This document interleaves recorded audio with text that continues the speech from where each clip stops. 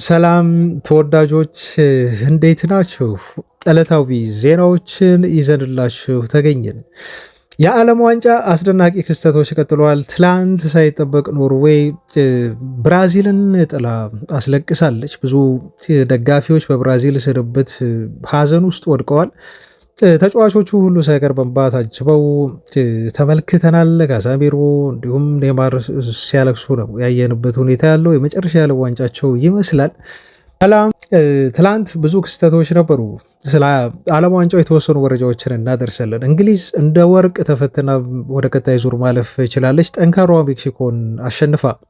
ዛሬ የክርስቲያኖ ሮናልዶ የመጨረሻ የዓለም ዋንጫ ጨዋታ ይሆነው የሚለው ደግሞ በጣም አወጋገኝ ነው። በእርግጥ ጨዋታው ለሁለቱም ብሔራዊ ቡድኖች ከባድ ነው። ፖርቹጋል ስፔንን ትገጥማለች። ክርስቲያኖ ሮናልዶ የመጨረሻው የዓለም ዋንጫ እንደሆነ አሳውቋል። በዚህ ምክንያት በርካቶች ይህን ጨዋታ በጉጉት ይጠብቁታል። ክርስቲያኖ ሮናልዶ ዛሬ ፖርቹጋል አሸንፈ ወደ ቀጣይ ዙር አልፎ የዓለም ዋንጫ ቆይታውን ያራዝም ይሆን ወይንስ ደግሞ ይህን ሌጀንድ ተጫዋች ለመጨረሻ ጊዜ የምናይበት ቀን ይሆኑ የሚለው እጅግ አጓጊና ጨዋታውን የሚጠበቅ አድርጎታል። አንዳንድ አዝናኝና አስገራሚ ሁኔታዎችን ይህን ጉዳይ በተመለከተ እናደርሳለን።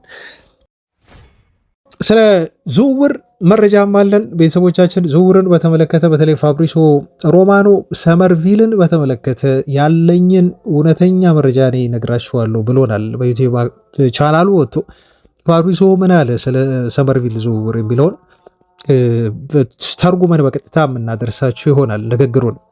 ከዛ ውጭ ሶልሻየር እንደው አሁን በዩናይትድ አሰልጣኝነት በካሪክ ተሸንፎ ከዩናይትድ አሰልጣኝ መሆን ባይችልም ግን ደግሞ ለክለቡ ተጫዋቾችን እየመለመለ ይመስላል። ከዚህ በፊት መልምሎ አስፈርሙ ብሎ ለክለቡ አመራሮች ነግሯቸው ግን ሳያደርጓቸው የቀሯቸው ዝውውሮች አሁን ሱፐርስታር ሆኖ ተጫዋቾቹን ስናይ ያስቆጨናል። አሁን ደግሞ ይሄን ዓለም ዋንጫ ቁጭ ብሎ 3 ተጫዋቾች ለዩናይትድ እንዲፈርሙ ጥቆማ እየሰጠ ነው። ካሪክ እነኝን ተጫዋች አስፈርም በሚል ቡድኑን እንዴት ሊቀይሩለት እንደሚችሉና ዩናይትድ እንደው የዝውውር ገበያው እንደዚህ ባበደበትና ከፍተኛ የዝውውር ገንዘብ በሚጠይቅበት ማርኬት በቀላሉ ሊያስፈርማቸው የሚችላቸውን 3 ተጫዋቾች ጥቆማ ለክለቡም ለካሪክ ሰጥቷል። ከዚህ ውጪ ትልቁ ዜና ትላንት የተሰማው ዜና ነው። አንደኛው የውዥንብር ዜና ነው። የኤደርሰን የዩናይትድ ዝውውር ከሸፈ የተባለ በጣም እንደው በሚታመኑና ቦታ በሚሰጣቸው ሁሉ በትዊተር አንዳንድ አካውንቶች እንዲሁም ፌስቡክ ላይ ተመልክቻለሁ። በጣም በስፋት ተሰራጭቷል። ይሄ ዝውውር ኦልሞስት እንደከሸፈ፣ በእርግጥ አልከሸፈም፣ ግን ደግሞ መሆን ያለበት መጠናቀቅ ያለበት አንድ ጉዳይ አለ። እውነታው ምንድን ነው? ከዚህ ወሬ ጀርባ ያለው ዝውውሩስ በምን ሂደት ላይ ይገኛል የሚለውን በተለይ ከብራዚል ብሔራዊ ቡድን ከዓለም ዋንጫ ውጭ መሆን ጋር ይዘን መረጃውን እውነታውን እናደርሳለን። ትላንት ግን የአንድሬ ሳንቶስ የዝውውር ስም ከዩናይትድ ጋር መነሳቱ ያልተጠበቀ ነበር። ዘአትሌቲክ መጀመሪያ ቦምቡን ዜና ፈነዳው። ከዛ በኋላ በርካታ ጋዜጦች ናቸው የዘገቡት። የተለያዩ ጋዜጦች ያነሷቸውን የተለያዩ ጉዳዮች ይህን ልጅ የዩናይትድ ዝውውር በተመለከተ ዘርዘር ያለ መረጃ ዛሬም የምናደርሳችሁ ይሆናል። እነኝህን ይዘናል። አድማጮቻችን እናንተ ደግሞ ከኛ ጋር ቆዩ። ላይክ ቪዲዮውን ማድረጋችሁን አትርሱ። አበረታቱን። ሀሳብ አስተያየት ካላችሁ ኮሜንት ላይ አስፍሩ። አብራችሁን ቆዩ። መልካም ቆይታ። በቅድሚያ ከዓለም ዋንጫ አንዳንድ መረጃዎችን በጣም አጠር በማድረግ እንዲሆን እናድርሳችሁ። ከትላንት ትዝብታችን ብራዚል ባልተጠበቀ መልኩ ከኖርዌይ ጋር ተጫውታ ኖርዌዮች በሃላንድ አማካኝነት እጅግ የሚያስደንቁ 2 ጎሎችን አስቆጥረው ብራዚልን ከዓለም ዋንጫው አሰናብተዋል እና የኔይማር የመጨረሻ የዓለም ዋንጫ ሆኗል። ለኔይማር ብቻ አይደለም፣ በእርግጥ ኦፍኮርስ ካዛሜሮ ለመሳሰሉ ተጫዋቾች የዓለም ዋንጫ የመጨረሻ እንደሚሆን ነው እርግጥ ነው። ቤተሰቦቻችን ግን ደግሞ ብራዚል በትላንቱ ጨዋታ ይህን ያህል እንዲህ እጅ ትሰጣለች በቀላሉ ተብሎም እንዲሁ አልተገመተም። ኦፍኮርስ ጥረቶች ይኖራሉ፣ ግን ኤርሊንግ ብሮት ሃላንድን የያዘችው ኖርዌይ ብራዚልን ለመግደልና ከዚህ ዓለም ዋንጫ እንድትወጣ ለማድረግ በጣም በቂ ነበረች ማለት ነው። ትላንት በተለይ በኤርሊንግ ሃላንድ በኩል ይህን ተጫዋች መቆጣጠር አቅቷቸው በጣም የሚያስገርሙ 2 ግሩም ኳሶችን አስቆጥሮ ብራዚልን ሸኝቷታል ማለት ነው። በተለይ ሁለተኛው ጎል በጣም የሚያስደንቅ ነው።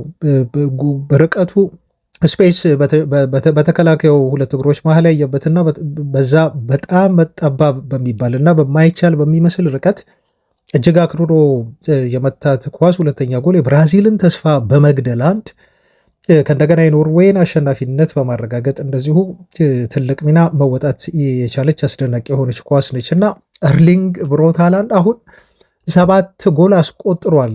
በነገራችሁ ላይ ከኬላን ምባፔ ከሊዮኔል ሜሲ እኩል ሆኖ የዓለም ዋንጫው ኮከብ አግቢ መሆኑን ያስመሰከረበትን ጨዋታ ነው ማድረግ የቻለው ማለት ነው። ለዛ ነው ትላንት ኦዲጋርድ የድረም ስቲክ አለ አይደል፣ ይሄ ድረሙን የሚመቱበት እና ከደጋፊዎቻቸው ጋር ቁጭ ብለው የሚያከብሩበትን ስታይል ስቲኩን ትላንት ለሃላንድ ሰጥቶታል ማለት ነው። ከዛ ኦዲጋርድ ተቀምጦ ሃላንድ ደግሞ ድረም ስቲኩን በመያዝ በመምታት የተለመደውን የቫይኪንግ ቫይቭ በኒውዮርክ ስቴዲየም ለመፍጠር እንዲሁ ሙከራ ሲያደርጉ ነበር ማለት ነው። ለማንኛውም ብራዚል ከዓለም ዋንጫው ተሰናብታለች። ለኔማር እንደዚሁም ለካዛሚሮ የመጨረሻ የዓለም ዋንጫቸው ሆኖ አልቋል ማለት ነው። ለዛ ነው ሁለቱም ተጫዋቾች ሲያለቅሱ የተመለከትነው። ኔማር እዛው ሜዳው ላይ ሲያረባ ነበር። እንዲሁም ካዛሚሮ ከጨዋታው መጠናቀቅ በኋላ በነበረው የፕሬስ ኮንፈረንስ ወይም ኢንተርቪው ላይ እንዲሁም በአሁን መቆጣጠር አቅቶት ሲያለቅስ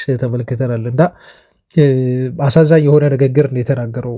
የመጨረሻ ለብራዚል የዓለም ዋንጫን ማበርከት ያልቻለን ትውልዶች ሆነናል ሲል ነው ካዛሚሮ ከፍተኛ ሐዘን አስተያየቱን የሰጠው። ሌላው አነጋጋሪ የሆነው ጉዳይ ግን የገብርኤል ማጋሌሽ አባት የሰጡት አስተያየት ነው። ገብርኤል ማጋሌሽ እና ሃላንድ በፕሪሚየር ሊጉ ያላቸውን ትንቅንቅ ታስታውሳላችሁ።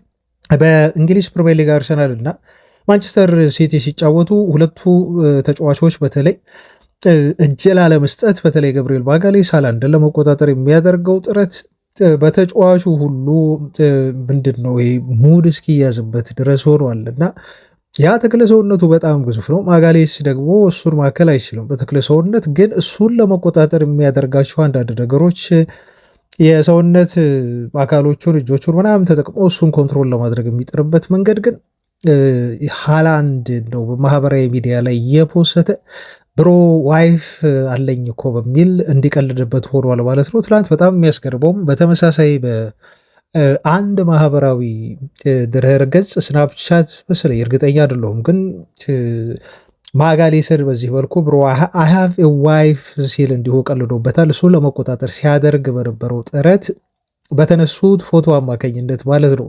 አባትየው ከብራዚል ሆኖ እንደዚህ ሲሉ ተናገሩ። የገብርኤል ማጋሌሽ እውነት ለመናገር ገብርኤል እና ሃላንድ በሜዳ ላይ ሲጋጩ ሳይ እግዚአብሔር ይመስገን ልጄ በአካል ጠንካራ ነው ብዬ አስባለሁ። ሃላንድ በጣም ኃይለኛ ተጫዋች ነው እና እሱን ለመያዝ ጠንካራ ተከላካይ ያስፈልጋል፣ ልክ እንደኔ ልጅ ገብርኤል ሲሉ አባትየው በኩራት ስለ ልጃቸው አውርተው ነበር። ግን ትላንትና የሚኮሩበት አይመስለኝም ቤተሰቦቻችን። በተለይ የመጀመሪያዋ ኳስ ስትቆጠር ገብርኤል ሃላንድን እንደው ቢያንስ እንዳይገጭ ማድረግ ባይችል እንኳን ትንሽ ምቾት እንዳይሰማውና ኳሱን በኮምፎርት እንዳይገጨው ማድረግ ይችል ነበር። ግን ጭራሽ ተጋይቶት ነው የወደቀው እንጂ እሱን ሊያስጥለው ኳሱን ወይንም ደግሞ በስነስርዓት እንዲገጭ እንዳያደርግ ማድረግ ሳይችል ቀርቶ ገብርኤል ቀድሞ መውደቁ በራሱ አነጋጋሪ ሆኗል። ለማንኛውም ሃላንድ ብራዚልን ጥሏት ነው እንግዲህ ይህ ሁሉ ለቅሶ ተመልክተን ብራዚል ተሰናብታለች ከዓለም ዋንጫው ማለት ነው። በነገራችሁ ላይ ከብራዚል ስንብት ጋር ተያይዞ ለዩናይትድ እንደፈረመ እንደፈረመ ሳይሆን እንደተስማማ የተገለጸለት የብራዚል ብሔራዊ ቡድን ተጫዋች የሆነው ኤደርሰን አሁን የዩናይትድ ዝውውሩን ለማጠናቀቅ በቀጥታ ወደ ማንቸስተር ከተማ እንግሊዝ ይበራል ተብሎ ይጠበቃል። በዚህ ተጫዋች ዙሪያ ዝርዝር ዜና ስላለን በዝውውር ዜና አምዳችን ላይ እንዲሁ የምታገኙት ነው ቢሆን በዝውውር ዜና ክፍል ላይ ታገኙታላችሁ። ዛሬ እጅግ የሚጠበቅ ጨዋታ አለ። በነገራችሁ ላይ ወደ ዛሬው ጨዋታ ከማለፌ በፊት ያው እንግሊዝም አልፋለች። ሌሊት የተደረገ ጨዋታ ስለሆነ በጣም ከባድ ነው። ይህን ጨዋታ ተመልክቶ ወደ ስራ መግባት ወይ ደግሞ የዕለት ተዕለት ስራ ማከናወን ማለት ነው ይከብዳል እና ግን ብዙዎቻችሁ ይሄ ጨዋታ እየተመለከታችሁ ትኖራላችሁ፣ ያመለጣችሁ በብዛት ትኖራላችሁ። ግን በጣም ግሩም የሆነው ጨዋታ ነበር። ጥሩ ፉክክር የታየበት ጨዋታ ነበር። እንግዲህ ኤክስቴንደድ የሆነውን ሃይላይት እንደተመለከት ነው ሜክሲኮዎች በቀላሉ እጅ አልሰጡም። እንግሊዝም ብትሆን እንግሊዝ ናት እንደ ስሟ እና በቀይ ወጥቶባቸው ራሱ ማሸነፍ ችለዋል ማለት ነው። ሜክሲኮ በጣም ጠንካራ ቡድን ነው። አይ ቲንክ አሁን ሜክሲኮን አሸንፈው ማለፍ ከቻሉ እንግሊዝ እድል ያላት ይመስለኛል። ቤተሰቦች ወደ ቀጣይ ዙር ለመሄድ እንዲሁ እና ኢቨን እስከ ዓለም ዋንጫው ፍጻሜ ድረስ የሚሄድ እድል ሊኖራቸው ይችላል። ሜክሲኮን በዛ ከባድ በሆነው ሙቀት እንደው ቪያግራ ሁሉ ይወስዳሉ ሲባል ነበር አይደል አድማጮች? በኋላ ላይ ግን ያን እንዳልወሰዱ ተረጋግጧል። በዛ ያህል ሙቀት እንደዛ ሜክሲኮን ተቋቁሞ ማሸነፍ እውነት ለእንግሊዝ በጣም ትልቅ ክሬዲት ነው የሚያሰጣት። በተለይ ደግሞ ቀይ ካርዱን ታሳቢ የምናደርግ ከሆነ ለማንኛውም ወደ ዛሬ ጨዋታዎች ስናልፍ የክርስቲያኖ ሮናልዶ ምናልባት የመጨረሻ ዳንስ ሲሆን ወይ ዛሬ ተብሎ እየተጠበቀ ይገኛል። ምሽት 4 ሰዓት ይደረጋል። በነገራችሁ ላይ በጣም ጥሩ ሰዓት ነው ለኢትዮጵያውያን። በኢትዮጵያ ሰዓት አቆጣጠር ምሽት 4 ሰዓት ፖርቹጋል ስፔንን የምትገጥምበት ጨዋታ በብዙ መልኩ ይጠበቃል። በተለይ ደግሞ ክርስቲያኖ ሮናልዶ በትላንት ጋዜጣዊ መግለጫው ላይ ምናልባት ይሄ የመጨረሻ የዓለም ዋንጫ ይሆናል ሲል በማረጋገጡ ምክንያት ልክ ከእህቱ ከዚህ በፊት ተናግራ የነበረው ነገር እውነት እንደሆነ ያረጋገጠበት ጋዜጣዊ መግለጫ ስለሆነ በርካቶች ይሄን ጨዋታ በጉጉት ይጠብቁታል። ክርስቲያኖ ሮናልዶ የመጨረሻ የዓለም ዋንጫ ስለሆነ በደንብ ኢንጆይ እያደረኩበት እገኛለሁ በሚል አስተያየቱን ሰጥቷል እና ዓለም ዋንጫውን እንደው በጥሩ ነገር ለማጠናቀቅ ጥረት እንደሚያደርግ ነው እየተናገረ የሚገኘው ክርስቲያኖ ሮናልዶ። ይሄ ጨዋታ ምናልባት በዓለማችን ላይ ካሉ በጣም አስደናቂ እና በጣም ምርጥ ከምንላቸው እንደው እድለኝነትም ነው ክርስቲያኖ ሮናልዶ ላይ ደርሶ እሱን መመልከት። ምክንያቱም ከዛሬ ምናልባት 50 ዓመት በኋላ ይሄንን ተጫዋች ብዙ የሚያውቁት በቴሌቪዥን ያልተመለከቱት ግን ልክ እኛ ስለ ማራዶና አሁን እንደምንሰማው ሁሉ በእኔ ዕድሜ ነው ብላችሁ ቤተሰቦች፣ በእኔ ዕድሜ አሁን እኔ ማራዶና አላውቀውም እና በቀጣዮቹ ዓመታት ምናልባት ይህን የክርስቲያኖ ሮናልዶን በምስልና በቪዲዮ ብቻ እንዲሁ የሚመለከቱት በቀጥታ ሳይሆን ማለት ነው የሚመለከቱት እግር ኳስ አፍቃሪያን ይኖራሉ ማለት ነው። እኛ ግን እሱን አትሊስት በቴሌቪዥንም ቢሆን ቁጭ ብለን በቀጥታ ልናየው ችለናል እና ይሄ ትልቅ መታደል ነው። ከ20 ዓመታት በላይ ለፖርቹጋል ብሔራዊ ቡድን አገልግሎት ሰጥቷል። በእርግጥ አንዳንድ ድሎችን አግኝቷል። የዩሮ ዋንጫን ማግኘት ችሏል ክርስቲያኖ ሮናልዶ ከፖርቹጋል ብሔራዊ ቡድን ጋር። ነገር ግን የዓለም ዋንጫን ያላገኘው ትልቁ ዋንጫ ነው ታውቃላችሁ። ያን እንዲያሳካ ነው እንግዲህ ልክ ሜሲን እንደረዱት ሁሉ አርጀንቲናውያን የፖርቹጋል ብሔራዊ ቡድን ተጫዋቾችም ዛሬ ስፔንን አሸንፈው በማለፍ የክርስቲያኖ ሮናልዶን የመጨረሻ ህልም እንዲያደርጉለት የሚጠበቅበት ጨዋታ ነው። እንዴት አድርገው ይፋለማሉ የሚለውን ዛሬ አብረን የምናይ ይሆናል። ለሁለቱም ጨዋታው ቀላል አይደለም። በነገራችሁ ላይ ስፔን በአዲሷ ትውልድ የምትፋለም ሀገር ነች። ሙሉ ለሙሉ ሁለቱ ቡድኖች የሚያደርጉት ጨዋታ የሌጀንድ እና እንደው አዲስ ትውልድ ጨዋታ ሁሉ ነው የሚመስለው። ምክንያቱም ክርስቲያኖ ሮናልዶ በእግር ኳስ ለዓለማችን ያበረከተውን አሻራ ጨርሶ አጠናቆ እንዲሁ ከዓለም ዋንጫው የመጨረሻ ከፖርቱጋል ብሔራዊ ቡድንም ሊሆን ይችላል የመጨረሻ ጫማውን የሚሰቅልበት ጊዜ ሊሆን ስለሚችል ስፔን ብሔራዊ ቡድን ደግሞ እንዳለ ወጣቶች ናቸው። በላሚን ያማል ነው የሚመሩት እና ይህ የስፔን አዲሱ ትውልድ ክርስቲያኖ ሮናልዶን ከዚህ ዓለም ዋንጫ ለማሰናበት የሚጠርበት እጅግ የሚጠበቅ ጨዋታ ነው እና የፖርቹጋል ብሔራዊ ቡድን ተጫዋቾች ለክርስቲያኖ ሮናልዶ ያለንን ነገር በሙሉ እንሰጣለን፣ ተጫዋቹ የዓለም ዋንጫውን እንዲያገኝ እና ከዓለም ዋንጫው ጋር ሪታየር እንዲያደርግ ከብሔራዊ ቡድን እንረዳዋለን የሚል አስተያየታቸውን ሰጥተዋል። እስቲ እንዴት አድርገው ክርስቲያኖ ሮናልዶን ያግዙታል የሚለውን ዛሬ ምሽት የምናይ ነው የሚሆነው ማለት ነው። ምናልባት ክርስቲያኖ ሮናልዶ ዛሬ የመጨረሻውን የዓለም ዋንጫ ያደርግ ይሆን ወይንስ ደግሞ በተሰጥኦ የተሞላችውን የስፔን ታዳጊ ቡድን ወይም ደግሞ የስፔን በወጣቶች የተሞላ አዲስ ቡድን በማሸነፍ ቀጣይ የዓለም ዋንጫ ተስፋውን ክርስቲያኖ ሮናልዶ ያለመለም ይሆን የሚለውን አብረን የምናይ ነው የሚሆኑ። ጨዋታው ምሽት 4 ሰዓት ላይ በኢትዮጵያ ሰዓት አቆጣጠር በቴክሳስ ከተማ 95,000 ሰው በሚይዘው በኤቲ&ቲ ስቴዲየም የሚደረግ ይሆናል። በነገራችሁ ላይ ትላንት ክርስቲያኖ ሮናልዶ ከጋዜጠኞች ጋር በነበረው ኢንተርቪው ላይ ይሄን አስተያየት ሰጠ። ኢንተርቪው ሲያደርግ የፕሪማች ኢንተርቪው ማለት ነው። ክርስቲያኖ ሮናልዶ አንድ ጋዜጠኛን ተመለከተ። ይሄ ጋዜጠኛ አይ ቲንክ ክርስቲያኖ ሮናልዶን በጣም ይከታተለዋል እና ሲጠይቀው ደግሞ የሚጠይቀው ያው ክርስቲያኖ ያውቃል ማን እንደሚጠላው እንደሚወደው ታውቃላችሁና ብዙ ጊዜ ፕሬስ ኮንፈረንሱ ላይ ይገኛል። ያ ሰው ካታሎኒያዊ ነው ተብሎ ነው የተነገረው፣ ጋዜጠኛው ማለት ነው። እና ያው ከካታሎን የወጣ ጋዜጠኛ ነው እና ብዙ ጊዜ ይገጥመዋል ክርስቲያኖን በደንብ ነው የሚያውቀው ክርስቲያኖ። ምክንያቱም እድል ሲሰጠውና ሲጠይቅ የሚጠይቀው ነገር የክርስቲያኖ ሮናልዶን የሚፈትን አይነት ጥያቄ ነው። ለሱ ኮምፎርት የማይሰጥ ጥያቄ አይነት ማለት ነው። እና ምን አለ፣ የባርሴሎና ደጋፊ ነው። ያው ባርሴሎናና ሪያል ማድሪድ ያላቸውን ተቀናቃኝነት ታውቃላችሁ። እና በትላንት ፕሬስ ኮንፈረንስም ላይ ያ ሰው የሚገርመው ተገኝቶ ነበር። ምክንያቱም ስፔንን ወክሎ ነው እዛ ጋር እንደ አንድ ጋዜጠኛ ፕሬስ ኮንፈረንስ ላይ የተገኘው ስፔንና ፖርቹጋል ስለሚጫወቱ ማለት ነው። እና ክርስቲያኖ ለካ ያን ሰውዬ አይቶታል። ምናልባት እጁን ካወጣ ክርስቲያኖ ሮናልዶ እድሉን አይሰጠኝም ብሎ ያ ሰው እጁን አላወጣም። ብዙም ጥያቄ ለመጠየቅ እንደዚሁ ፈቃደኛ አልነበረ። ምክንያቱም ሮናልዶ እያየ ያልፈኛል ብሎ ስላሰበ ያውቀዋልና ሮናልዶ። ከዛ ክርስቲያኖ ሮናልዶ ማይክራፎኑን እዚያ ፊት ለፊት ለቆሞ እስቲ ለዛ ሰው ስጡት ሲል እንዲሁ ተናገረ ማለት ነው።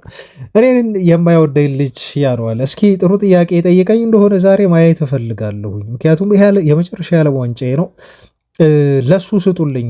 አዎ እሱን አለ። እኔን አለው ያ ጋዜጠኛ ማለት ነው። ለእኔ አልጠበቅም ክርስቲያኖ ሮናልዶ ድሎ እንደሚሰጠው። አዎ አንተ እና እኔ ይሄ ሰውዬ እንደማይወደኝ ይሄ ጋዜጠኛ እንደማይወደኝ አውቃለሁ። እስቲ ዛሬ እድሉ ልስጥህ፣ አንድ ጥያቄ ጠይቀኝ አለው። ከዛ ጋዜጠኛው ምን ይለዋል? ክርስቲያኑ እንዴት ነህ አለው። በሰላም በፒስ ጀመረ ጥያቄውን። ከአንተ ጋር ማውራት በመቻሌ በጣም እንዲሁ ደስ ብሎኛል ሲል ይናገርና ለመጠየቅ የፈለግኩት ግን አለው በ41 ዓመት ዕድሜ በዓለም ዋንጫ ላይ መጫወት በጣም ከባዱ ነገር ያስቸገረ ነገር ምንድን ነው ሲል ይጠይቀዋል ማለት ነው። እንግዲህ ጥያቄው ሰምና ወርቅ ይኑረው፣ ግን ደግሞ ጋዜጠኛው ብዙ መጠየቅ የሚችላቸው ነገሮች እያሉ የእሱን 41 ዓመት በሙላት አንስቶ በዚህ መልኩ መጠየቁ የሚያስገርም ነበር እና እውነትም ይሄ ሰው ከክርስቲያኖ ሮናልዶ ጋር ቢፋለው የሚያስብል ነበር። ከዛ ክርስቲያኖ ሲመልስለት ምን አለ? ከባዱ ነገር አንዳንዶቻችሁን ማነጋገር ነው ሲል ይላል።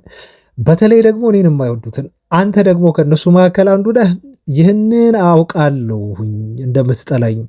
እኔ ፊትህ መጥቼ እኔ ፊትህን መቼም አረሰውም ያንተን ይሏል። አንድ ሰው አንድ ጊዜ ካየሁት ፊቱ በአእምሮ ውስጥ ሁልጊዜም ቢሆን ይቀርጻል ካለው በኋላ በዚህ ዕድሜ በጣም አስቸጋሪ የሆነብኝ ነገር ለእንዳንተ ያሉት ጋዜጠኞች የሚጠይቁትን ጥያቄ መመለስ ነው የሚለው ማለት ነው። ከባዱ ነገር በእግር ኳስ ሜዳ ላይ መጫወት ሳይሆን እንዳንተ አይነት የሚጠሉኝ ጋዜጠኞች የሚጠይቁኝን ጥያቄ መመለስ ነው የሚከብደኝ በሚል ክርስቲያኖ ሮናልዶ ሁሉንም እዛ ተገኝቶ የነበሩ ጋዜጠኞችን በሙሉ አስቋል ማለት ነው። እንግዲህ ክርስቲያኖ ሮናልዶ በዚህ መልኩ ትላንት ጋዜጣዊ መግለጫ ላይ ፈታ ሲያደርጋቸው ነበር። ዛሬ ደግሞ ከዓለም ዋንጫው ጋር እንደው ስፔንን ጥሎ ወደ ቀጣይ ዙር ያልፍ የሆኑ የሚለውን በጉጉት እንጠብቃለን። ለክርስቲያኖ ሮናልዶ ደጋፊዎች፣ አድናቂዎች፣ መላው ቤተሰባችን የምትሰሙን እንዲሁ መልካም ዕድል እንዲገጥመው እንመኛለን። አድማጮች ወደ ዝውውር ዜናዎች በቀጥታ እንለፍ እና የሰመርቪልን መረጃ ላድረሳችሁ። የሰመርቪል የዝውውር ጉዳይን በተመለከተ ትላንት ፋብሪሶ ሮማኖ ማብራሪያ ሰጥቶበታል። ይህን ዜና መጀመሪያ ስካይ ስፖርት አወጣው። ማንቸስተር ዩናይትዶች በይፋ ከዌስትሃም ዩናይትድ ጋር በዚህ ተጫዋች ዝውውር ንግግር ማድረግ እንደጀመሩ ነበር ስካይ ስፖርት ቀደም ብሎ የዘገበው። ከዛ እነ ቤን ጃኮብስም ተከተሉ፣ ሌሎች የምናምናቸው ሚዲያዎች በሙሉ ስለዚህ ተጫዋች የዩናይትድ ዝውውር መዘገብ ጀመሩ። ከዌስትሃም ዩናይትድ ጋር ዩናይትድ በተጫዋቹ ዝውውር ዙሪያ እየተነጋገረ እንደሆነ እና ክለብ ከክለብ የሚደረግ ኮንታክት እንደጀመረ በዝውውሩ ጉዳይ ተናገሩ። በትላንት ዜናችን ላይ እንዳደረስናችሁ ደግሞ 40 ሚሊዮን ፓውንድ የሚደርስ ክሎዝ እንዳለ በተለይ ዌስትሃም የሚወርድ ከሆነ በሚል 40 ሚሊዮን ፓውንድ መልቀቂያ ሂሳብ እንደተቀመጠ ነገርናችሁ ትላንት። ይህንንም ብሎናል እንዲሁ ቤን ጃኮብስ ካረጋገጠ በኋላ ዩናይትድ ይህን ተጫዋች በቀላሉ ሊያገኙ የሚችለው ዝውውር ይሆናል በሚል በዚህ ልዩ በሆነው አንቀጽ ምክንያት እንዲሁ አስተያየቱን ሰጠ እና ሁለቱ ክለቦች እየተነጋገሩ እንዳሉ በዝውውሩ ጉዳይ ነው ቤን ጃኮብስ የዘገበው። እንግዲህ የምናምነው በዩናይትድ ዩቲዩብ ስታንድ ቻናል ላይ ሁሉ ቀርቦ ስለ ማንቸስተር ዩናይትድ የተለያዩ አስተያየቶችን የሚሰጥና የምናጣቅሰው ጋዜጠኛ ነው ቤን ጃኮብስ።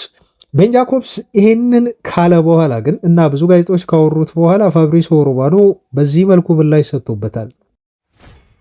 በባለፉት 24 ሰዓታት ውስጥ አለ ፋብሪሶ ሮማኖ ማንቸስተር ዩናይትዶች ከዌስትሃም ዩናይትድ ይህን ተጫዋች ለማስፈረም አድቫንስድ የሆነ ንግግር ላይ ናቸው፣ ወይም ደግሞ ከሰመርቪል ከራሱ ከተጫዋቹ ጋር ንግግር ማድረግ ጀምረዋል የሚሉ መረጃዎችን በስፋት ሲሰራጩ ተመልክቻለሁኝ አለ ፋብሪሶ ሮማኖ። ይቀጥላል።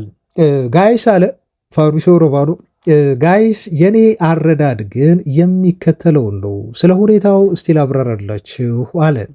የማንቸስተር ዩናይትድ ሙሉ ትኩረት አሁን አማካይ ማስፈረም ላይ ነው። ዩናይትድ አማካይ ማስፈረም ይፈልጋል። አማካይ ቦታ ላይ የሆነ ነገር ማድረግ ይፈልጋሉ። የሆነ ነገርም እየሰሩ ነው። ጠንክረው እየሰሩ ያሉት ዝውውር ላይ አማካይ ለማስፈረም ነው። ስለ ሰመርቪል ከሆነ የምትጠይቁኝና በሱ ዙሪያ ከሆነ መረጃ የምትፈልጉት ተጫዋቹን ያደንቁታል፣ አፕሪሺየት ያደርጉታል እና ኮንሲደርም እያደረጉት ነው። ተጫዋቹን ለማዛወር እየተመለከቱት ነው። ከ2 ሳምንታት በፊት ይሄን ነገር ነግሬያችሁ ነበር አለ ፋብሪሶ ሮማኖ ሲቀጥል። ተጫዋቹን እንደሚፈልጉት እና ፍላጎት እንዳላቸው አሁንም ያለው ሁኔታ ይሄ ብቻ ነው። እንደተነገረኝ ከሆነ ክለብ ከክለብ ምንም አይነት እስካሁን ድረስ እየተደረገ ያለ ድርድር የለም። መረጃው አልደረሰኝም። የተጫዋቹን ወኪልም ዩናይትዶች እያናገሩ አይደለም። ክለብ ከክለብም ድርድር ላይ አይደሉም። ለጊዜው አሁን ይሄ ጉዳይ አልተጀመረም። ነገር ግን ሲጀመር እኔም ማሳውቃችሁ ይሆናል። እዚሁ የዩቲዩብ ቻናሌ ላይ መጥቼ እነግራችኋለሁ፣ አሳውቃችኋለሁ። አሁን ማንቸስተር ዩናይትዶች ከሰመርቪል ጋር አክቲቭሊ ልጁን ለማስፈረም ንግግር ላይ አይደሉም። ይሄን ግን ላረጋግጥላችሁ እወዳለሁ። ሁኔታው ሲቀየር ግን መጥቼ ድጋሚ ኢንፎርም አድርጋችሁ ይሆናል። ተጫዋቹን ኮንሲደር እያደረጉት ነው። አሁንም በድጋሚ ይሄን ነገር ልደግመው እፈልጋለሁ አለ ፋብሪሶ ሮማኖ። ዋናው የዚህ ተጫዋች ዝውውር የሚወሰነው ግን በራሽፎርድ ነው። የራሽፎርድን ጉዳይ አትርሱት ብለዋል። ምክንያቱም ማርከስ ራሽፎርድ አሁን የማንቸስተር ዩናይትድ ተጫዋች ነው። ስለዚህ ራሽፎርድ የማይለቅ ከሆነ እውነትም የሰመርቪል የዩናይትድ ዝውውር ኮምፕሊኬትድ ይሆናል። የመሆን እድሉ በጣም ጠባብ ነው። ስለዚህ ይህንን ሁኔታ አብረን ማየት መከታተል ይኖርብናል በሚለው ማለት ነው ፋብሪሶ ሮማኖ በዩቲዩብ ቻናሉ ላይ ወጥቶ ስለሚወራው ነገር ምላሽ የሰጠው ቤተሰቦቻችን እና ይህንን ዜና እናንተ በዚህ መልኩ ተረዱት። እንግዲህ የምናምነው በጣም ሬሌብል የሆነው ጋዜጠኛ ፋብሪሶ ሮማኖ ነው። ኦፍኮርስ ዘ አትሌቲክም ዘግበውታል የሰመርቪልን ዝውውር ትላንት ስናደርሳችሁ እንደውም ዋና እያጣቀስ ነው ዘ አትሌቲክን ነው። ዩናይትድ ይህን ተጫዋች ለማስፈረም አሁን አግሬሲቭሊ እንደሚሄድ ግን ብዙ ጊዜ አንዳንድ ጊዜ መረጃዎች ለፋብሪሶ ሮማኖ እንደው በቀጥታ ምናልባት እሱ ክለቦችን ይሆናል የሚጠይቀው ዌስትሃም ዩናይትድን በዛ ያሉ ሶርሶቹን ሊሆን ይችላል የሚጠይቀው። አንዳንድ ጊዜ ደግሞ በሶስተኛ ወገን ይሄ በደላሎችም ንግግር ሊደረግ ይችላል። ፋብሪሶ ሮማኖ ግን እኔ መረጃው የለኝም፣ ሲከፍቱ ንግግር ሲጀምሩ ነግራችኋለሁ ብሏል። ዛ አትሌቲክ ያለው ሌላ ነው፣ ቤን ጃኮብስ የሚለን እንዲሁ ሌላ ነው፣ ፋብሪሶ ሮማኖ ደግሞ ያለን ሌላ ነው። በእርግጥ አይፈልጉትም አላለም፣ ግን ቅድሚያ አሁን እየሰጡት ያለ ተጫዋች አይደለም፣ አማካይ ላይ ነው ትኩረት ያደረጉት ሲል ተናግሯል። ቤተሰቦቻችን እንግዲህ መረጃውን እንደምታምኑት እና እናንተ መስማት እንደምትፈልጉት እና ትረስት እንደምታደርጉት ጋዜጠኛ መስማት ወይም መውሰድ ትችላላችሁ። የቀጥሉ ቤተሰቦች ብዙ መረጃዎች አሉን የምናደርሳችሁ። በተለይ የአማካይ ክፍሉን በተመለከተ ትላንት የሰማነው አዲስ ነገር አለ። ዛሬም የወጣ ነገር አዲስ ተጫዋች ከዩናይትድ ጋር ስሙ ተያይዟል። ወደ እሱ እናልፋለን። ከዛ በፊት ግን ሶልሻየር ስለ ዩናይትድ የዝውውር እንቅስቃሴና እንዲሁ ካሪክ ሊመለከታቸው ስለሚገቡ 3 ተጫዋቾች አስተያየት ሰጠና እንደው አስተያየቱ በጣም ጥሩ ስለሆነ እሱን ልንገራችሁ። ኦሌ ጉናር ሶልሻየር የቀድሞ የማንቸስተር ዩናይትድ ተጫዋች ሌጀንድ እና አሰልጣኝ የማንቸስተር ዩናይትድ ፍቅሩ አሁንም በልቡ እንዳለ፣ ማይክል ካሪክ ኢቨን ክለቡን በአሰልጣኝነት ከመያዙ በፊት ጨዋታ ውስጥ ለመጨረሻ ጊዜ ገብቶ ፉክክር ውስጥ ገብቶ የነበረ አሰልጣኝ ነው። ታውቃላችሁ መጨረሻ ላይ ነው በካሪክ አሸንፎ ሁለቱ በተፎካከሩበት የዩናይትድ አሰልጣኝነት ቀጣይ ስራ ላይ ካሪክ ስራውን መውሰድ የቻለው እና ዩናይትድ አለ ሶልሻየር ዩናይትድ እነኚህን 3 ተጫዋቾች ታርጌት ማድረግ አለበት አለ። በተለይ ማርኬቱን ተመልክቶ ነው። ማርኬቱ አሁን በጣም ኢንፍሌት ስላደረገና በተጫዋቾች ዝውውር ላይ እየተጠየቀ ያለው ገንዘብ እጅግ በጣም ከአቅም በላይ የሆነ ስለመጣ እነኚህን 3 ተጫዋቾች ዩናይትድ አፎርድ ማድረግ ይችላል፣ ኮምፕሊትሊ ማንቸስተር ዩናይትድን የሚቀይሩ ልጆች ሲል አስተያየቱን ሰጥቷል። ሙሉ ንግግሩን እንዲሁ ልንገራችሁ ምን እንዳለ። እኔ ማንቸስተር ዩናይትድ አሁንም ቢሆን በልቤ ውስጥ ያለ ክለብ ነው ሲል ይናገራል። ታለንቶችን በየሄድኩበት ቦታ ሳይ ጥሩ የሚንቀሳቀሱ ተጫዋቾችን እንዲሁ ስመለከት ለዩናይትድ ሁሌም ቢሆን እመኛለሁኝ በሚል ይናገራል። እዚህ የዓለም ዋንጫ ይህን ዓለም ዋንጫ እየተከታተልኩ አሁን በተለይ በጣም ታለንት ያላቸውን ተጫዋቾች ክለቦች እንዲሁ ሀንት ሳያደርጓቸው ሲቀር ሳይ በጣም ነው የሚያስገርመኝ። አንዳንድ ጊዜ ልቤን ሁሉ ያመኛል ነው የሚለው ሶልሻየር። ለምሳሌ ይህን ዓለም ዋንጫ ተመልክተዋል። እንደነ ጄንስ እንደነ ኑሳ እና ዲ ኩይፐር የተባሉ ተጫዋቾች በጣም አስደናቂ የሆኑ ታለንት ያላቸው ተጫዋቾች ናቸው ይላል። በእርግጥ ኑሳን አሁን ብዙ የእግር ኳስ ቤተሰቦች አይ ቲንክ በዚህ ዓለም ዋንጫ ያወቁት ይመስለኛል። በጣም የሚያስደንቅ ተጫዋች ነው። ቤተሰቦቻችን እንደዚህ ይላል። ካሪክ ቡድኑን መቀየር ከፈለገ ሁሉንም እነዚህን 3 ተጫዋቾች ማስፈረም መቻል አለበት በሚል ነው ቲሙ በጣም በቀላሉ በርካሽ ዋጋ በተጋነነና በተወደደ ማርኬት ላይ እነኚህን 3 ተጫዋቾች ዩናይትድ አፎርድ አድርጎ ማስፈረም እንደሚችል የሚናገረው ማለት ነው። እኔ ያለ ሶልሻየር ማይክል ካሪክ ምን መስራት እንዳለበትና ምን መስራት እንደሌለበት እኔ ልነግረው አልችልም እና ላዘውም አልችልም። ነገር ግን እነኚህ 3 ተጫዋቾች ለማንቸስተር ዩናይትድ የመጫወት ብቃት አላቸው። እስቲ ኑሳን ተመልከቱት ይላል። ይሄ ተጫዋች ቴክኒካዊ ብቃቱን ከአይቬሪ ኮስት ጋር ሲጫወቱ ተመለከታችሁ አይደል ወይ በሚል ነው የሚጠይቀው። ያው ኖርዌያዊ እንደሆነ ታውቃላችሁ። ትላንትም በጣም አስደናቂ እንቅስቃሴ ነው ያሳየው። እሱ ግን የአይቬሪ ኮስትን ጨዋታ ነው ማጣቀሻ ያደረገው። የጄንስንም ፐርፎርማንስ እስቲ በአውሮፓ ሻምፒዮንስ ሊግ ተመልከቱ ይልና ይህንንም ተጫዋች እንዲሁ ያደንቋል። ከዛ ዲ ኩይፐርም እንደዚሁ የተባለውን ተጫዋች ለቤልጅየም ሲጫወት ይህንንስ ልጅ ተመልክታችሁታል ወይ? በጣም አስደናቂ የሆኑ 3 ተጫዋቾች ናቸው። እነኚህን ታለንቶች ማይክል ካሪክ ወደ ማንቸስተር ዩናይትድ ቢያመጣቸው አንደኛ ክለቡ የገንዘብ ችግር አይገጥመውም። ብዙ ተጫዋቾቹን ማስፈረም ብዙ ይህን ያህል ገንዘብ አያስወጡም። ግን ዩናይትድን እና ካሪክን የሚጠቅሙ በጣም ለዩናይትድ የሚመጥኑ ታለንቶች ናቸው በሚል ነው ማለት ነው ሶልሻየር አስተያየቱን የሰጠው። እኔ ሶልሻየርን በዚህ ባህሪው በጣም ነው የማደንቅለት። በነገራችሁ ላይ እንደው ይህን መናገር ስላለብኝ ነው። ታስታውሳላችሁ፣ አንደኛ አሁን እሱ የተናገረው ነገር የሚያደርገውን ነገር ነው። እውነት ለመናገር የትኛውንም ተጫዋች ሲያይ ለዩናይትድ ይመኛል። ለዩናይትድ ይሄ ተጫዋች መፈረም አለበት። ያው ስልጣን የለውም እና በግድ ማምጣት አይችልም ተጫዋች ግን አይኑ የንስር አይን ነው። ከዚህ በፊት ዩናይትድ በሱ ጥቆማ መሰረት ተጫዋች እንዲያመጡ ተናግሮ የተበላንባቸውና አሁን የሚቆጩ ብዙ ዝውውሮች አሉ። ለምሳሌ 2 ብቻ ልጥቀስላችሁ። ሞይሰስ ካሴዶ ወደ ብራይተን ከመሄዱ በፊት ያንዴ ዩናይትድ እንዲያስፈርመው በ6 ሚሊዮን ፓውንድ እድል ቀርቦለት ተሰጥቶ ዩናይትድ እንዲያስፈርመው እንዲሁ በወኪሉ አማካይነት ተጫዋቹ ዩናይትድ ለመግባት እንዲሁ በጣም ተቃርቦ መጨረሻ ላይ ግን የክለቡ ሰዎች አመራሮች አንከፍልም፣ ይሄ ለማይታወቅ አንድ ኢኳዶራዊ ነው ምን ከየት ከላቲን አሜሪካ የመጣ ልጅ እንዲሁ አንከፍልም በሚል ስለተዉት እና ብራይተኖች ስላመኑበት ተጫዋቹን አዘዋወሩት ማለት ነው። በማጊዜ በሶልሻየር ጊዜ ሶልሻየር እንዲፈርም በጣም ፈልጎ ነበር። ክለቡ ላይ ግፊት አሳድሮ ነበር። ግን የክለቡ ሰዎች እንዲሁ አመራሮች ተጫዋቹን ሊያዘዋውሩት አልቻሉም። ከዛ ደግሞ ትልቁ ዩናይትድ ሚስ ያደረገው ፈራሚ ኤርሊንግ ብራውት ሃላንድ ነው። እንደውም ስለዚህ ተጫዋች እንደዚህ ሲል አነሳ። የማንቸስተር ዩናይትድ ሰዎችን እንደው ክለቡን ከመያዜ ከ6 ወራት በፊት ደወልኩላቸው ነው የሚለው። ኢቭን እኮ ክለቡ ውስጥ ሚና ሳይኖሩ የክለቡ አሰልጣኝ ሁሉ ሳይሆን ኖርዌይ ውስጥ የሆነ ስራ እየሰራ ወይ እያሰለጠነ ከሆነ ለዩናይትድ ሰዎች ሁሉ ይደውላል። እዚህ የሆነ ተጫዋች አለ እና ይህን ተጫዋች እባካችሁ ተመልከቱት፣ እዩት፣ አስፈርሙት ሲል ደውሎ ለማንቸስተር ዩናይትድ ሰዎች ይናገራል ማለት ነው ሶልሻየር። እና ምን አለ ከ6 ወራት በፊት ዩናይትድን መጥቼ ከመያዜ በፊት ለዩናይትድ አመራሮች ደወልኩላቸው ነው የሚለው። እና ይሄን አጥቂ አስፈርሙ፣ አምጡት፣ በጣም ታለንት ያለው ተጫዋች ነው። በወቅቱ ኖርዌይ ነበር የሚጫወተው፣ ያንዴ በቅርብ ያውቀው ነበር፣ አብሮትም እዛው ይሰራ ስለነበር ማለት ነው። እና ነገር ግን አልሰሙኝም አለ። የዩናይትድ ሰዎች ሊሰሙኝ አልፈለጉም። ለዚህ ተጫዋች የሚያስፈልገው የዝውውር ገንዘብ 4 ሚሊዮን ፓውንድ ብቻ ነበር በወቅቱ አለ።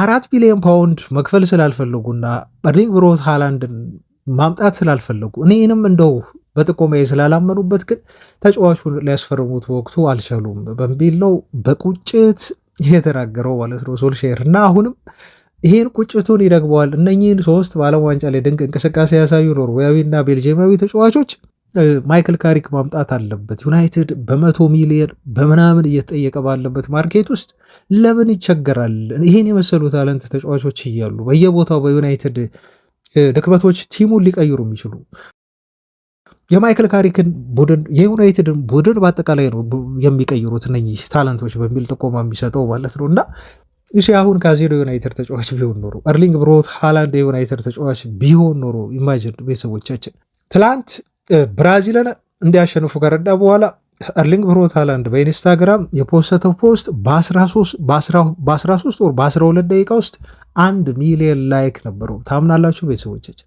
በ12 ደቂቃ ውስጥ 1 ሚሊዮን ላይክ ደርሶለት ነበር። ኤርሊንግ ብሮት ሃላንድ ብቻውን ኖርዌይን ተሸክሞ ብራዚልን ግን ጥሎ ማለፍ የቻለ ጀግና የሆነ ስትራይከር በ4 ሚሊዮን ፓውንድ ዩናይትድ ከፍለናና በጣም በሚል ይህን ተጫዋች አቶታል። በእርግጥ አሁን ይሻላል። በእርግጥ አንዳንድ ታለንቶችን ግን ዩናይትድ አሁንም ቢሆን እያጣ ነው። ለምሳሌ አሁን ወደ እንደነ ሞንጋ አይነት ተጫዋቾች አሁን ወደ ሲቲ ሄደው ለዚህ ተጫዋች 13 ሚሊዮን ፓውንድ 15 ሚሊዮን ፓውንድ ዩናይትድ አልከፍልም ብሎ ነው። ግን ልጁ የሚገርም ታለንት ያለው ተጫዋች ነው። ወደ ሲቲ አምርቷል። ነገር ግን ደግሞ አሁን ኢኔሶች ከመጡ በኋላ የሰሯቸውን ጥሩ ዝውውሮችን መዘንጋት አያስፈልግም። ለምሳሌ ዶርጉን አስፈርመዋል በ26 ሚሊዮን። አሁን ግን ተጫዋቹ 52 ሚሊዮን ማርኬት ቫሊዩ አለው። ሴን ላሜንስን በ18 አስፈርመዋል። አሁን ግን ላሜንስ በ44 ሚሊዮን ፓውንድ ማርኬት ቫሊዩ አለው።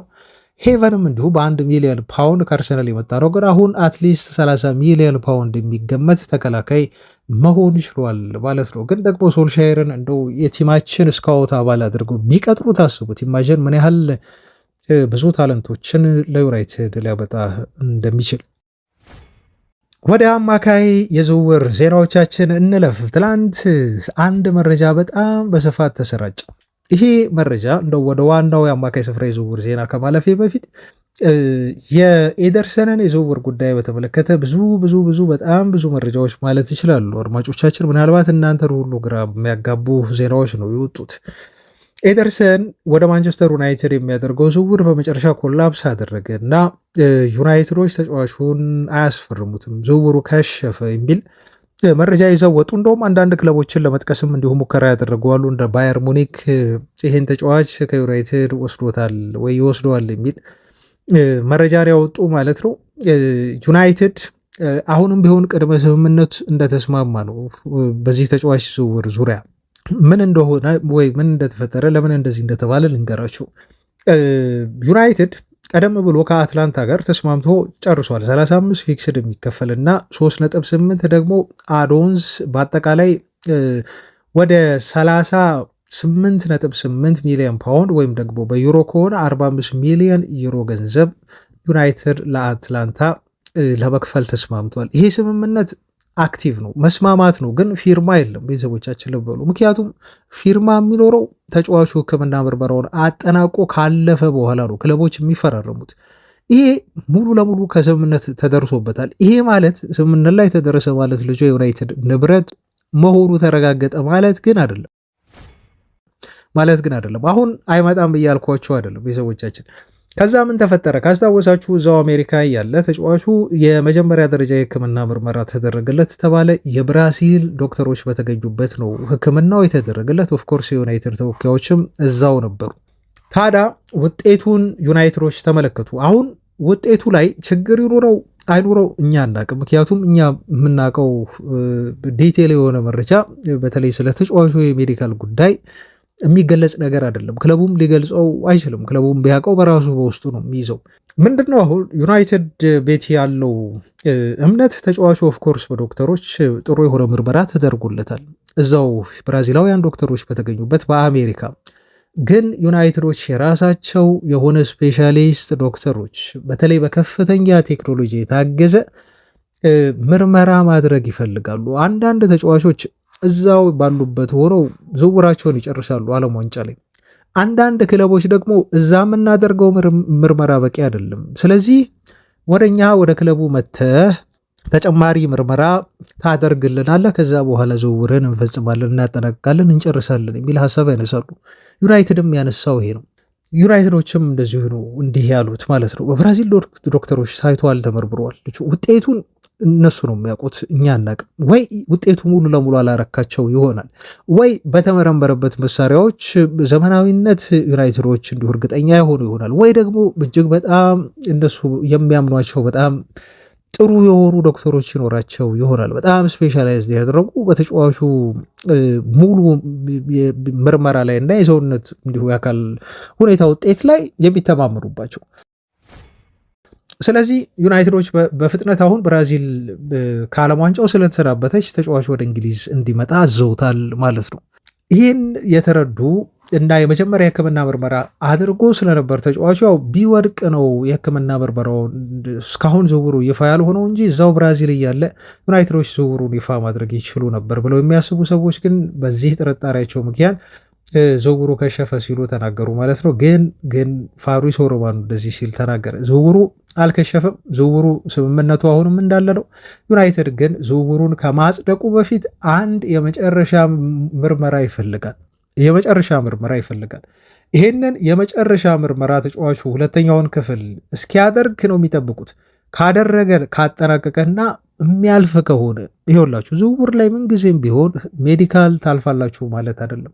ስምምነት ተደርጓል፣ ግን አሁን በሜዲካል የሚገኙ የተለያዩ ውጤቶች ሊኖሩ ይችላሉ። አይታወቅም። ብዙ አይነት እኮ በሽታ አለ ቤተሰቦቻችን፣ የተለያዩ በሽታዎች ይኖራሉ። በጣም አስኪ የሆኑ በሽታዎች ተጫዋቹ በእግር ኳስ እንዳይቀጥል ሊያደርጉት የሚችሉ በጥቂት ዓመታት ውስጥ የተጫዋቹን ጤና ሊጎዱ የሚችሉ ብዙ ኬዞች አሉ። ክለቦች በጣም ይጠነቀቃሉ። ኢንዲቴልስ ነው የሚያዩት እያንዳንዱን ነገር ወደፊት ሁሉ ጤንነቱ ከ2 ዓመት በኋላ ልጁ ተጫዋቹ ምን ሊሆን ይችላል የሚለውን በሙሉ ይመረምራሉ።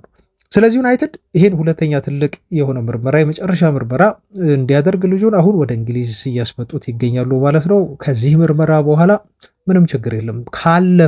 ካለፈ ምንጊዜም ዝውውር ካለፍክ ነው የጤና ምርመራ ልትፈርም የምትችለው።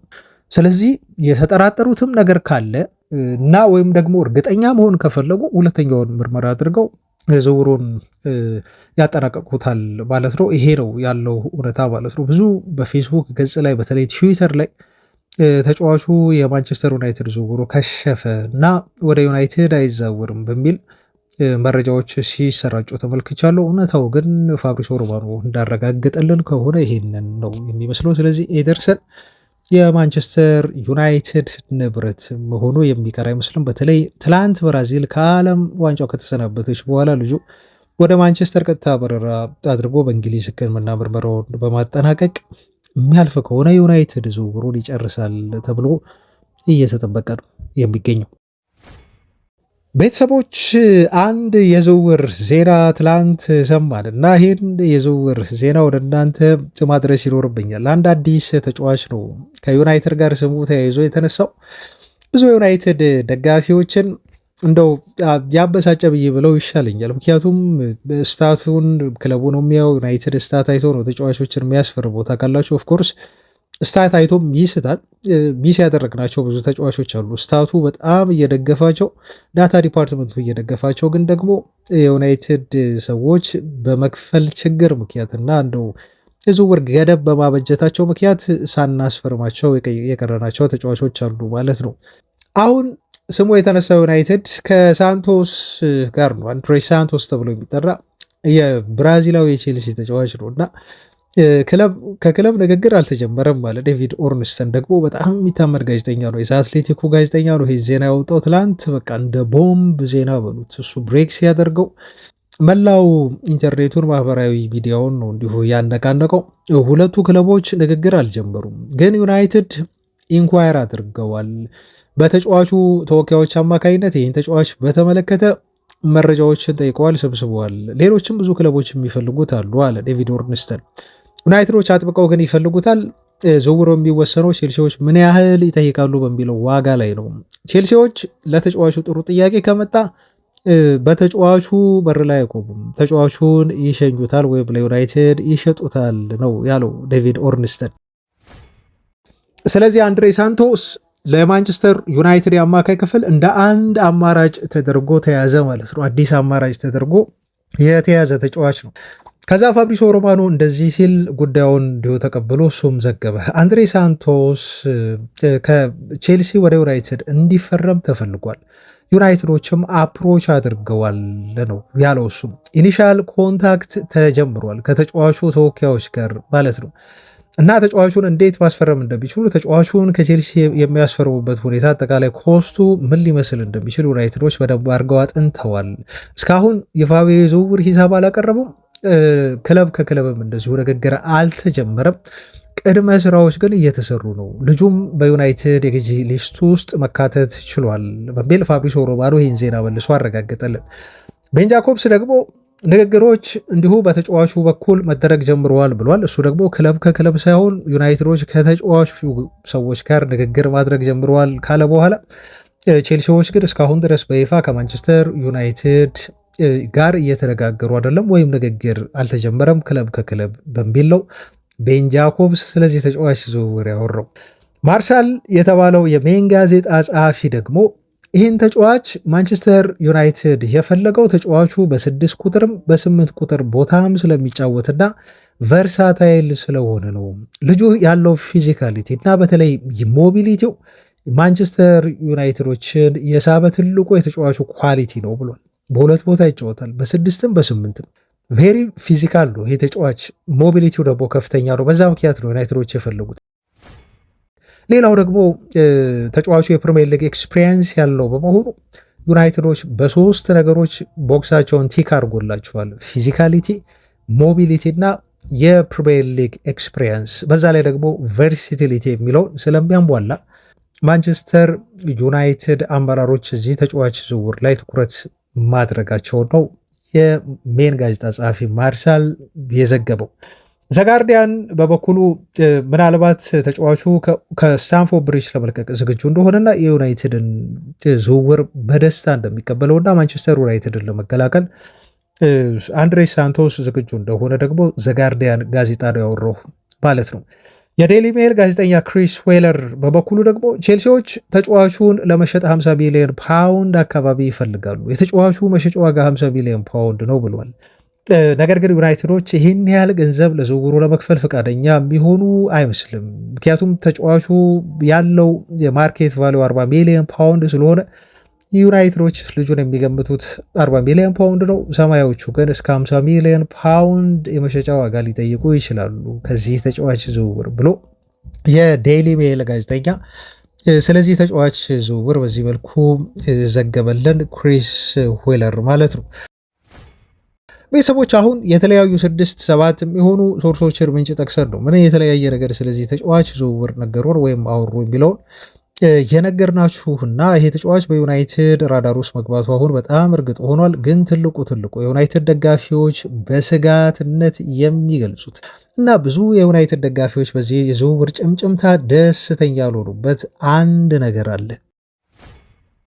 የዩናይትድ ደጋፊዎችን ያላስደሰተ እና ብዙ የዩናይትድ ደጋፊዎች እንደው ዞረን ማረፊያችን እዚህ ተጫዋች ላይ ሆነ ሆይ ብለው መላ በዚህ ተጫዋች ዙሪያ ተቃውሞ እንዲያስነሱ ያደረጋቸውና ያልወደዱትበት ትልቁ ምክንያት ተጫዋቹ ያለው የጉዳት ሂስትሪ ነው። ለሰማያዎቹ ቼልሲዎች ሳንቶስ 27 የፕሪሚየር ሊግ ጨዋታዎችን ባለፈው ሲዝን አድርጓል። ከ27ቱ በ13ቱ ብቻ ነው ቋሚ ሆኖ መጀመር የቻለው። አንድ ጎል ማስቆጠር ችሏል ማለት ነው ተጫዋቹ። አያጁ ይሄ ተጫዋች የቼልሲ ቤንች ነው በሚል ነው በርካታ የዩናይትድ ደጋፊዎች ልጁን እንደው ትልልቅ ኤሊት አማካዮችን ስንመኝ ዩናይትድ ማረፊያው እዚህ ተጫዋች ላይ ይሆን ወይ የሚል ቅሬታ እየገለጹ ያሉት እንደ ሞይሰስ ካሴዶ እና ኢንዞ ፈርናንዴስ ባሉበት የቼልሲ አማካይ ክፍል ተጫዋቹ እንዴት አድርጎ ቋሚ ተሰላፊ ሊሆን ይችላል ብለውም የሚከራከሩ አንዳንድ ደጋፊዎች እንዲሁ ተፈጥሯል ማለት ነው።